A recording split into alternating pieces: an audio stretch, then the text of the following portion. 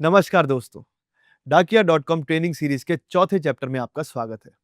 इस चैप्टर में हम समझेंगे पार्सल के वेट, डायमेंशंस और पैकेजिंग के बारे में कुछ ऐसी इंपॉर्टेंट बातें जो हर डाकिया डॉट कॉम एजेंट को पार्सल एक्सेप्ट करते वक्त ध्यान में रखनी चाहिए। और साथ ही हम बात करेंगे एक और इंपॉर्टेंट रिक्वायरमेंट की, जिसे कहते हैं पार्सल डिक्लेरेशन। तो आइए सीखते हैं पार्सल बुकिंग में वेट और डायमेंशन का क्या रोल है।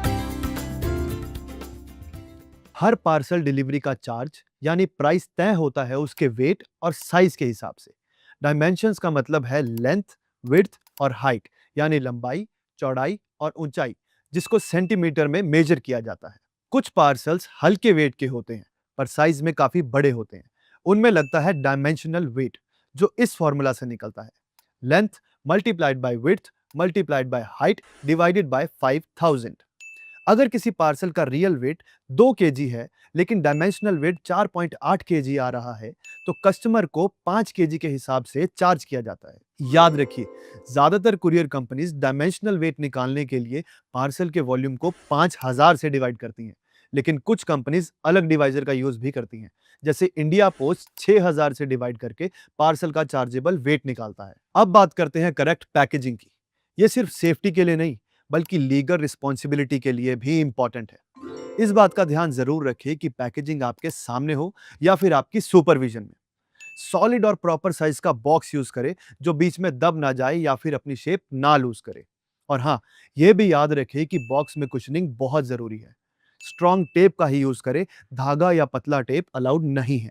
लेबलिंग बिल्कुल क्लियर होनी चाहिए और डब्बे के एक ही साइड पर पूरी तरह से और अच्छे से लगी होनी चाहिए, जिसपे सेंडर और रिसीवर का नाम, नंबर और एड्रेस विद पिन कोड अच्छे से दिखना चाहिए।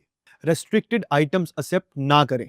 रेस्ट्रिक्टेड आइटम्स के बारे में फिर से जानने के लिए chapter number 3 exclusions and restricted items को रेफर करें।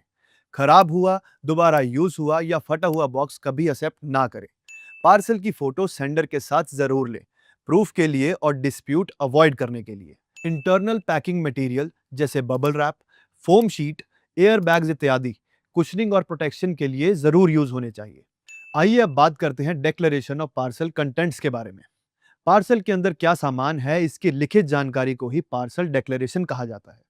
ये डिक्लेरेशन इसलिए जरूरी होता है ताकि प्रूफ ऑफ आइटम वैल्यू मिल सके, जो इंश्योरेंस क्लेम या डैमेज सिचुएशन में काम आता है। रेगुलेटरी कंप्लायंस इंश्योर हो सके ताकि इलीगल आइटम्स की शिपिंग रोकी जा सके।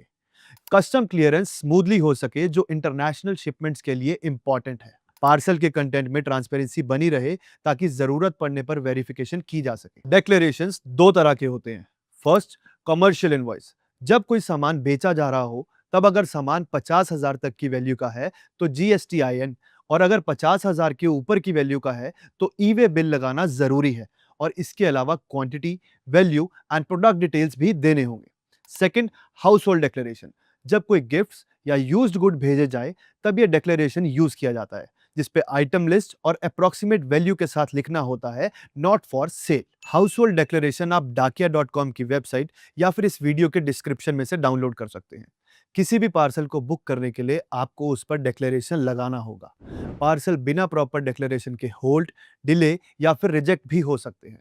अगर आप कुरियर के थ्रू कोई नाजुक सामान भेज रहे हैं, तो याद रखिएगा, फ्रेजाइल यानी नाजुक आइटम का लोगो, स्टिकर या टेप लगानी बेहद जरूरी है। तो अब आप समझ गए होंगे कि वेट और डायमेंशंस सिर्फ मेजरमेंट के लिए नहीं, बल्कि बिलिंग, सेफ्टी और लीगल कंप्लायंस के लिए भी कितने इंपॉर्टेंट होते हैं। सही पैकेजिंग और ऑनेस्ट डिक्लेरेशन एक सक्सेसफुल पार्सल डिलीवरी के लिए बहुत जरूरी है। तो अब मैं आपसे मिलूंगा अगले चैप्टर में, जहां हम सीखेंगे बुकिंग फ्लो के बारे में। तब तक के लिए सीखते रहिए।